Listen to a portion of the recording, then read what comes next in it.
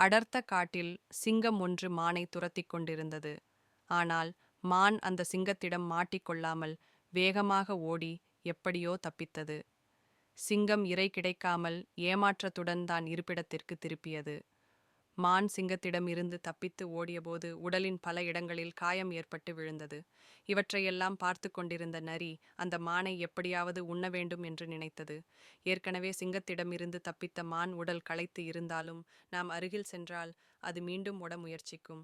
அது நமக்கு சரிவராது என்று யோசித்த நரி மானிடம் அன்பாக பேசி நம்ப வைத்து அதனை உண்ண வேண்டும் என்று தந்திரமாக எண்ணியது. தொலைவிலிருந்தே நரி மானிடம் அதற்கு எவ்வாறு அடிபட்டது, உனக்கு நான் ஏதேனும் உதவி செய்யவா என்று அன்பாக பேசிக்கொண்டே மானின் அருகில் வந்தது. மானும் தனக்கு உதவி செய்ய ஒருவர் கிடைத்துவிட்டார் என்ற மகிழ்ச்சியில் நரியை முழுமையாக நம்பி தன்னை தூக்கிவிடு என்று கூறியுடனே நரி மானை தாக்க ஆரம்பித்தது. இறுதியில் மான் இறந்து நரிக்கு இரையானது. தன் பசியை தீர்த்து கொண்டது நரி. அன்பு செலுத்துவது போல நடித்து தனது தீயெண்ணத்தை நிறைவேற்றிக் கொண்டது. நீதி: தீய எண்ணம் கொண்ட ஒருவர் உங்கள் மீது அதிக அன்பு செலுத்தினால் அவர்களிடம் இருந்து தள்ளியிருப்பதே சிறந்தது.